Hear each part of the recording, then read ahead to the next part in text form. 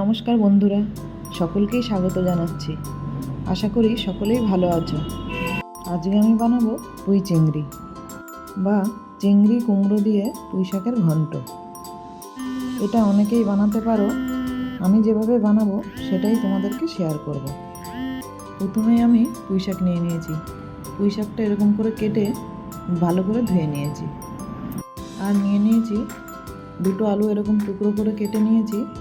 আর নিয়ে নিয়েছি কিছুটা কুমড়ো আর বেগুন। আর এখানে চিংড়ি মাছ নিয়ে নিয়েছি। মাছটা বেছে ভালো করে ধুয়ে নিয়েছি। দিয়ে দিচ্ছি নুন আর দিয়ে দিচ্ছি হলুদ। নুন হলুদ দেখিয়ে চিংড়ি মাছটা ভালো করে মেখে নিচ্ছি। মাছটা মাখা হয়ে গেলে কড়াতে তেল দিয়ে দিচ্ছি। আমি এখানে সর্ষের তেল দিয়ে দিচ্ছি। তেল গরম হয়ে গেলে নুন হলুদ মাখানো চিংড়ি মাছটা দিয়ে দেব। চিংড়ি মাছটা ভেজে নেব।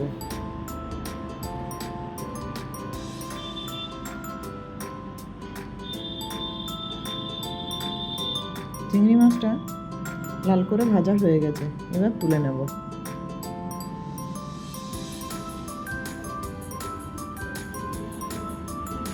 কড়াতে আরও কিছুটা তেল দিয়ে দিচ্ছি।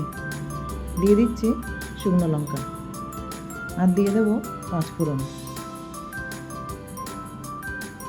পাঁচফোড়ন আর লঙ্কাটা ভাজা হয়ে গেলে দিয়ে দেবো কেটে রাখা আলুটা।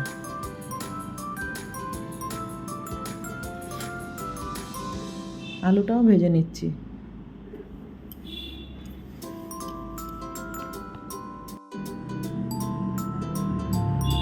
আলুটা ঠিক এরকম হালকা ভাজা হয়ে গেলে দিয়ে দেবো কেটে রাখা কুমড়োটা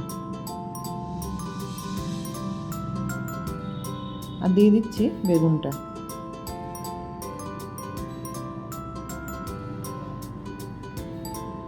কুমড়ো আর বেগুনটাও কিছুক্ষণ নাড়াচাড়া করে ভেজে নেব।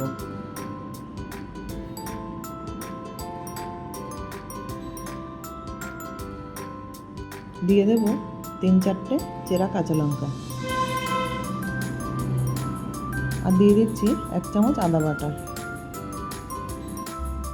সবজির সাথে আদাটাও একটু নেড়ে নেব।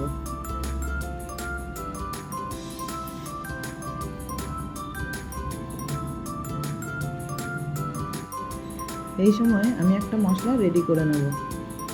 নিয়ে নিচ্ছি লঙ্কা গুঁড়ো, দিয়ে দেব হলুদ আর দিয়ে দিচ্ছি 1/2 চামচ জিরে গুঁড়ো। সামান্য একটু জল দিয়ে মশলাটা গুলে নেব।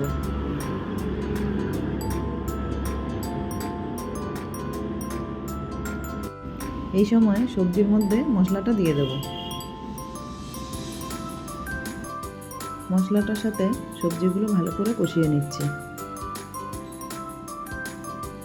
কষানো হয়ে গেলে দিয়ে দেব কেটে রাখা পুঁই শাক।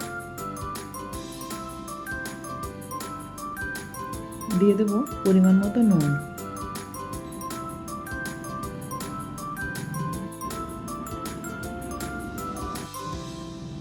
সবজির সাথে পুঁই শাকটাও ভালো করে নেড়ে নেব।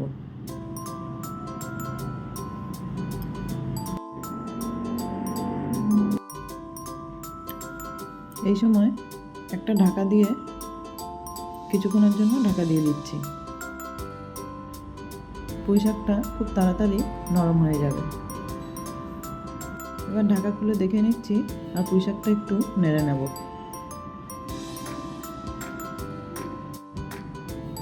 দিয়ে দেব ভেজে রাখা চিংড়ি মাছটা। সবজির সাথে চিংড়ি মাছটা আবারও একটু নেড়ে নিচ্ছি। আমি এখানে সামান্য জল দিয়ে দিচ্ছি। পুঁই শাক থেকে জল বেরিয়ে আসবে, তাই বেশি জল দেওয়ার দরকার নেই।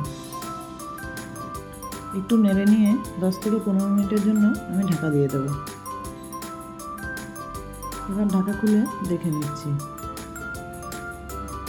সবজিগুলো পুরোপুরি সেদ্ধ হয়ে গেছে আর জলটাও অনেকটা শুকিয়ে গেছে। এই সময় দিয়ে দেব সামান্য চিনি আর দিয়ে দিচ্ছি গুঁড়ো গরম মশলা। আবারও একটু নেড়ে নিচ্ছি। গরম মশলাটা ভালো করে মিশিয়ে নিচ্ছি। পুঁই শাকটা কিন্তু পুরোপুরি রেডি হয়ে গেছে গরম ভাত দিয়ে পরিবেশন করার জন্য। বন্ধুরা, আমার এই রেসিপিটা কেমন হয়েছে কমেন্ট করে জানাবে, আর ভিডিওটা যদি ভালো লাগে একটা লাইক দিয়ে দেবে। নমস্কার বন্ধুরা।